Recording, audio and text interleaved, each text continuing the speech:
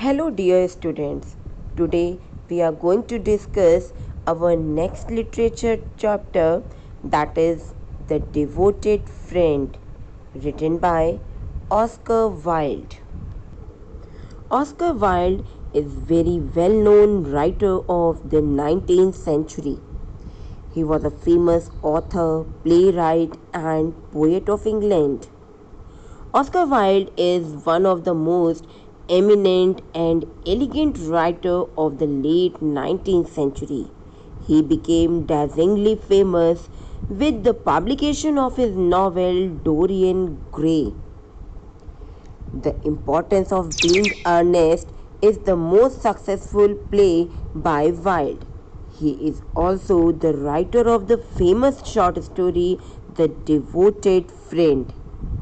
Lastly, he is known for his excellent wit and flamboyant style. The Devoted Friend is a darkly comic short story for children by the Irish author Oscar Wilde. It was first published in 1888 in the anthology The Happy Prince and Other Tales, which, in addition to its title story, also includes The Nightingale and the Rose, The Selfish Giant, and The Remarkable Rocket. The two main characters in The Devoted Friend are a poor man known as Little Hans and a rich miller. The miller claims to be a devoted friend of Little Hans. In truth, he selfishly takes advantage of Little Hans at every opportunity. Little Hans always does everything that the miller asks him to do because he does not want to lose the miller's friendship or offend him. Little Hans' desire to remain the miller's friend ultimately proves fatal for him.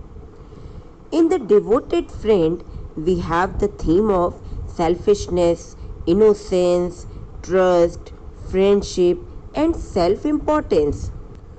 The story is also ironical because Miller was not a devoted friend in reality, despite being called the most loyal friend of Hans in the story.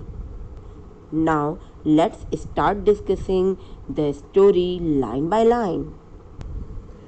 Once upon a time, there was a kind and honest man named Hans. He lived alone in a tiny cottage and worked hard in his garden every day. In all the countryside, there was no garden as lovely as his. Flowers of all kinds blossomed under his touch and made the garden a thing of beauty. Their sweet fragrance filled the air. Little Hans had many friends, but his closest friend was Hugh the miller. Hugh was so devoted to Little Hans that he always stopped at the garden to pluck sweet herbs or fill his pockets with plums and cherries. So, my dear students, the story starts with an honest, gentle, and selfless fellow named Hans. He was kind hearted and sincere, but he was very poor. He lived in a small cottage. He was a gardener and worked very hard in his garden, and as a result, his garden was always full of different varieties of beautiful flowers.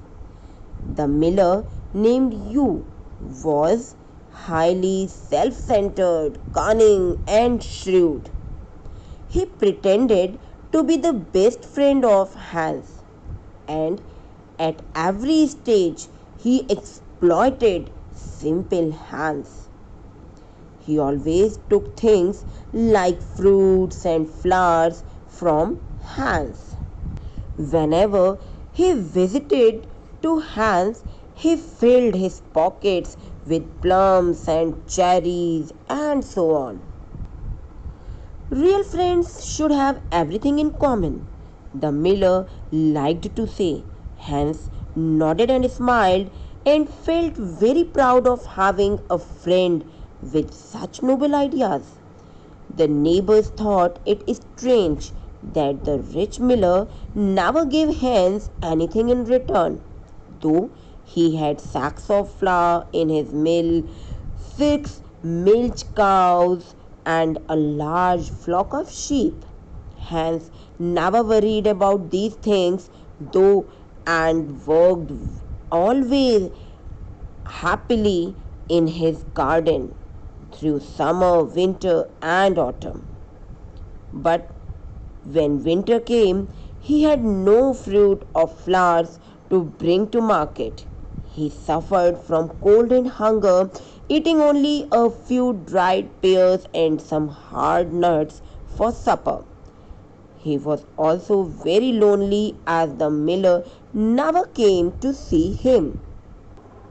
So, as we know that the miller, you, was highly self-centered, cunning and shrewd, and pretended to be the best friend of Hans.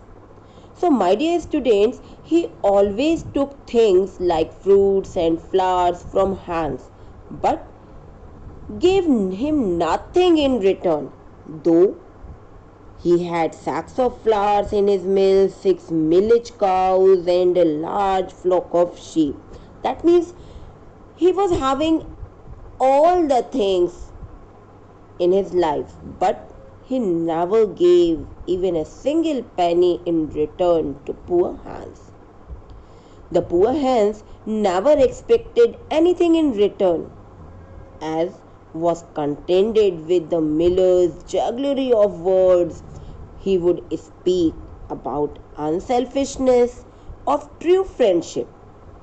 The miller was a smooth-tongued fellow and talked a lot about the value and importance of true friendship, but he never acted upon his own words.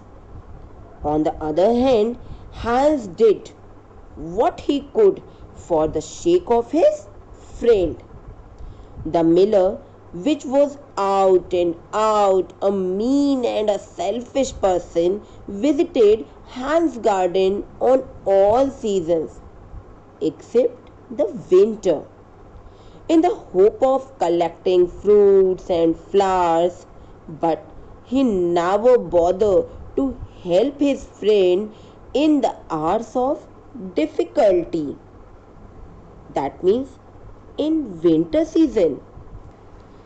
There is no good seeing little Hans now, for when people are in trouble, they should be left alone. That is my idea about friendship. I shall pay him a visit in spring. He will be able to give me a large basket of primroses. That will make him happy.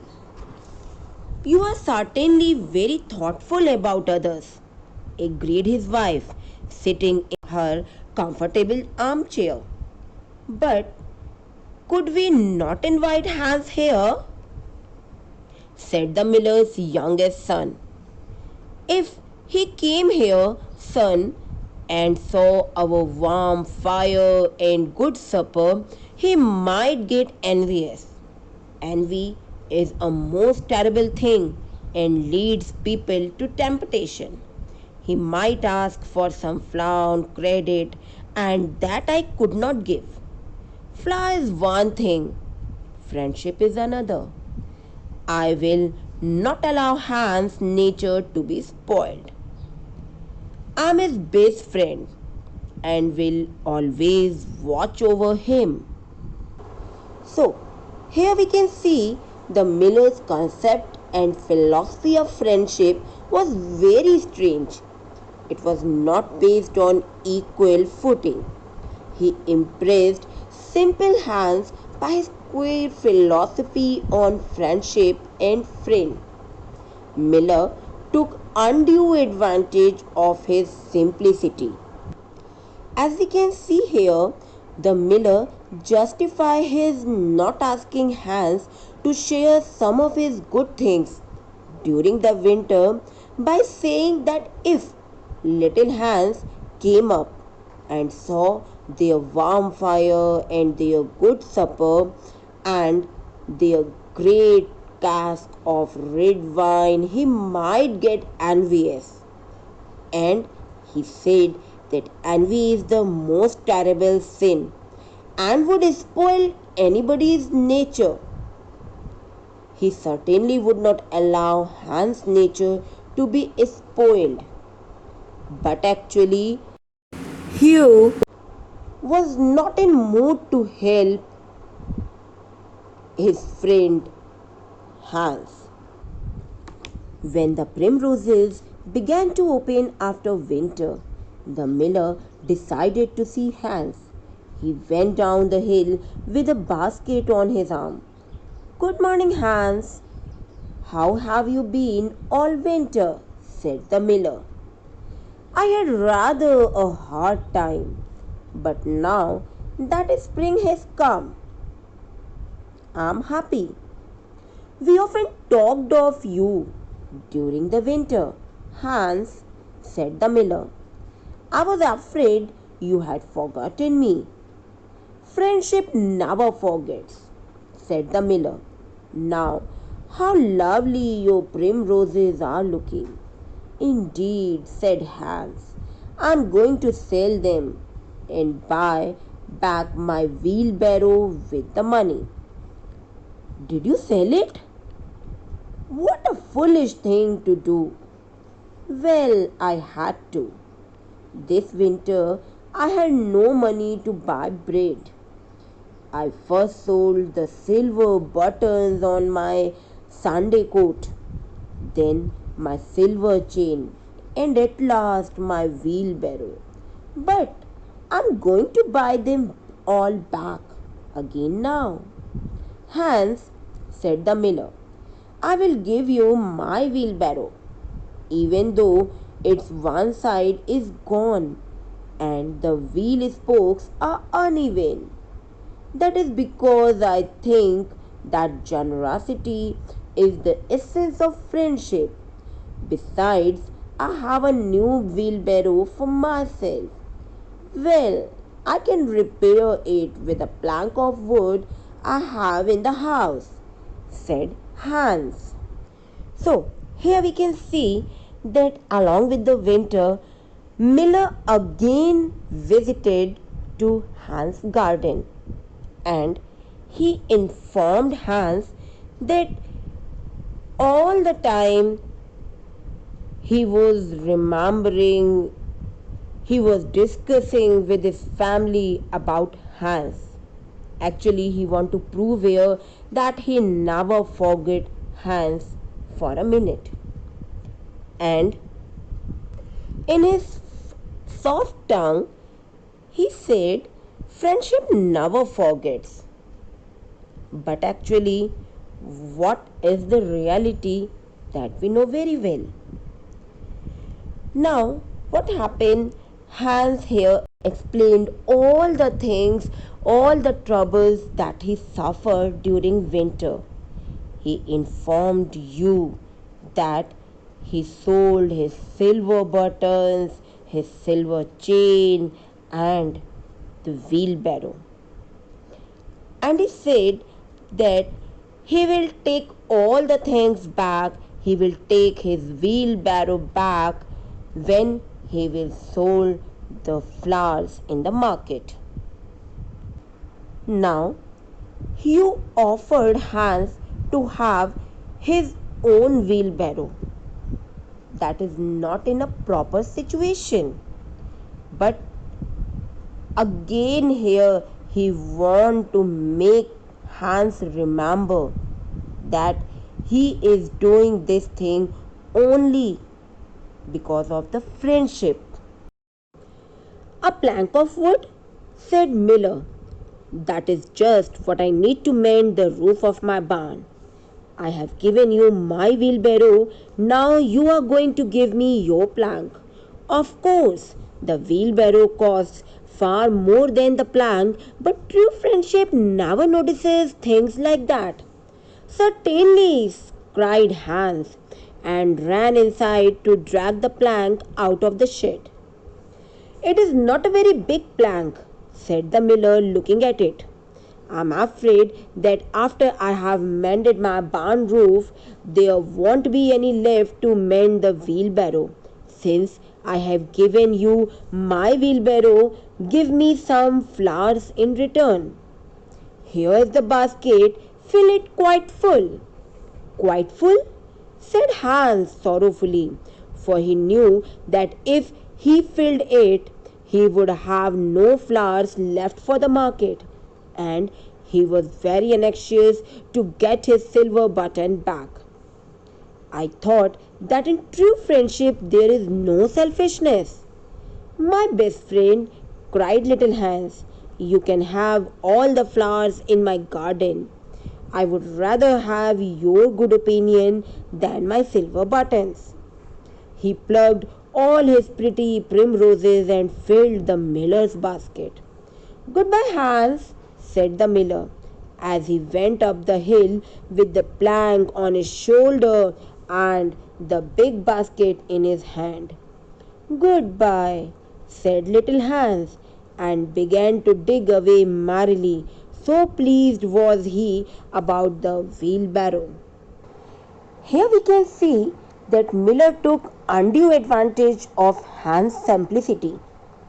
By making a false promise to give an invalid wheelbarrow to Hans, Miller asked for the wooden plank, as he wanted to mend the roof of his barn.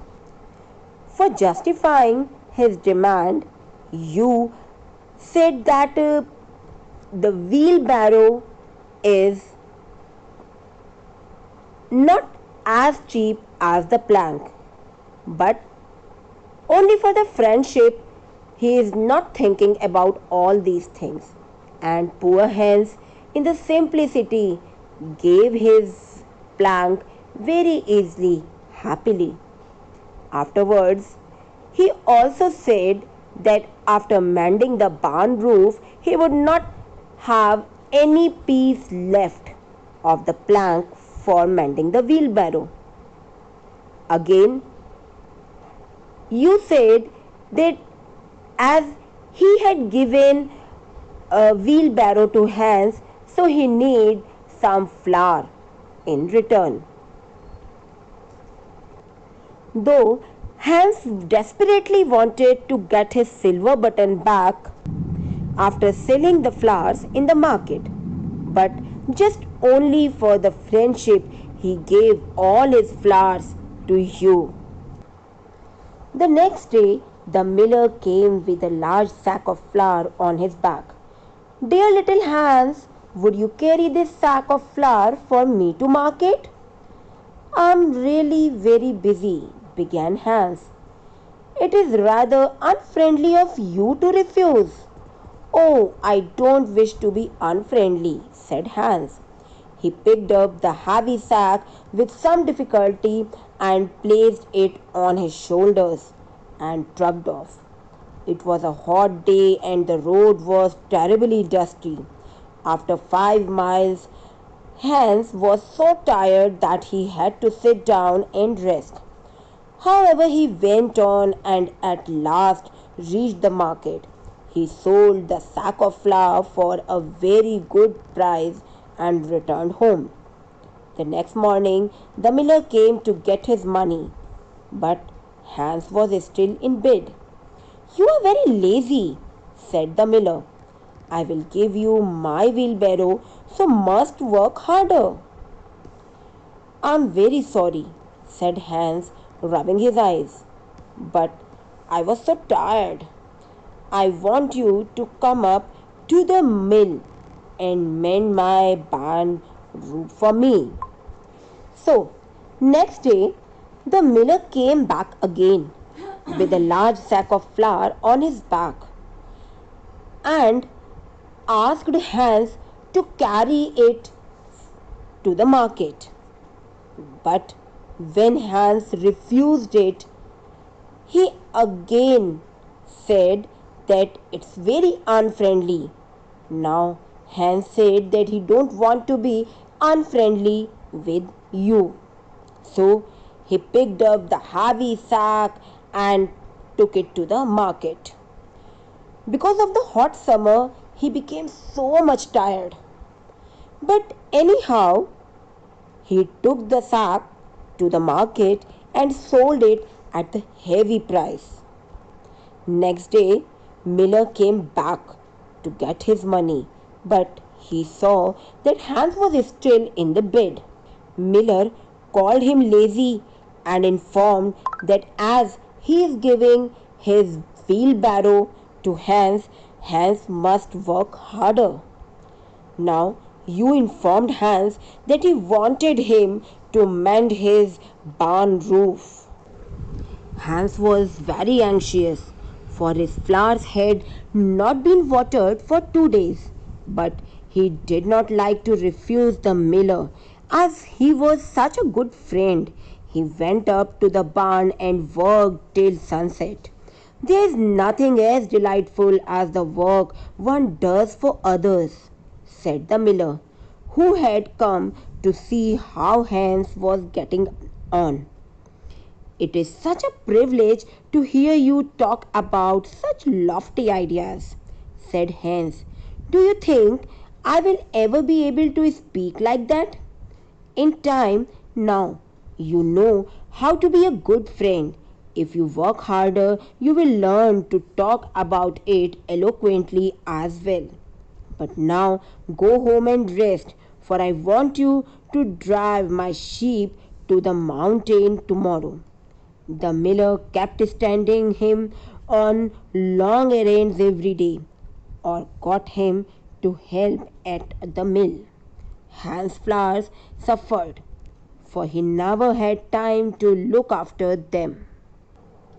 Students, here we can see that by making a false promise to give an invalid wheelbarrow to Hans, Miller took all sorts of odd jobs from Hans and kept on repeating his pledge of handing over the good for nothing gift of wheelbarrow and kept exploiting and using him like a potter. Sometimes he would send Hans to the market to sell a heavy bag of flour. And now here we can see that he asked to mend his barn roof, and afterwards he sent him to mountain with his sheep.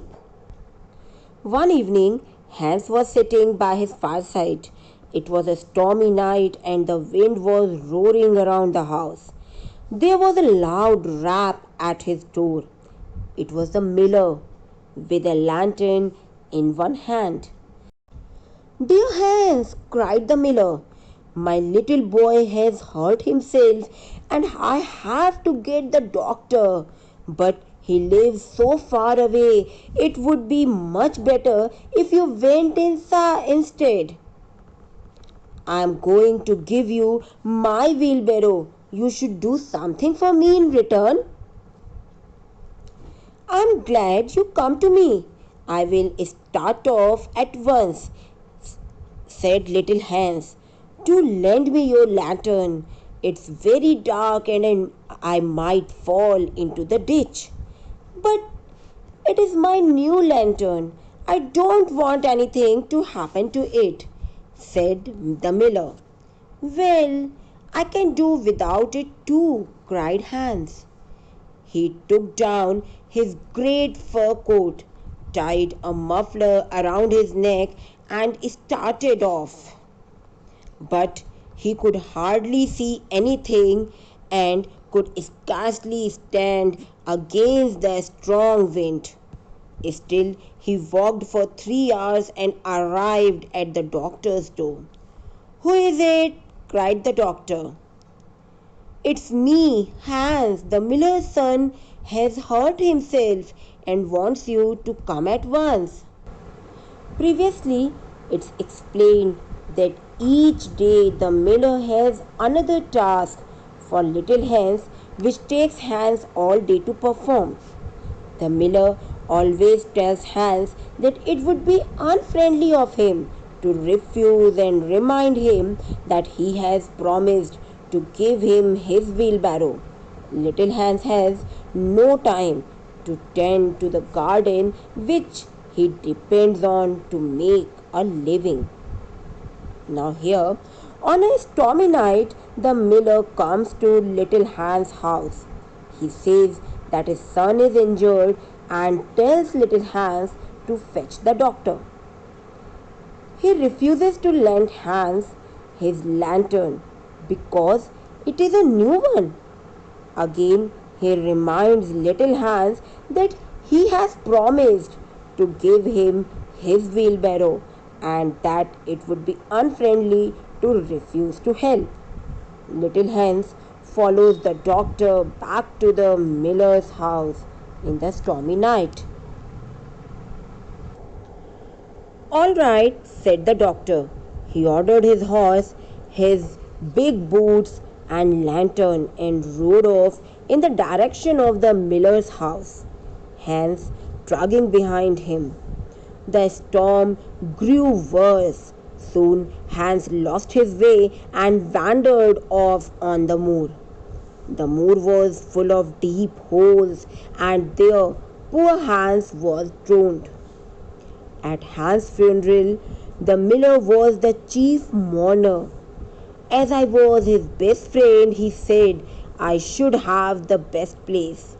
He walked at the head of the procession and every now and then wiped his eyes with a big handkerchief. "This is a great loss to everyone," said the blacksmith. Everyone nodded in agreement. Did anyone tell the miller that he had wronged his devoted friend? None did.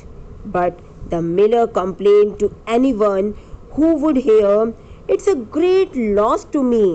I almost gave him my wheelbarrow. Now I don't know what to do with it. It is in such bad shape that I could not get anything for it if I sold it. I will certainly not give away anything again." So saying, he went on his way.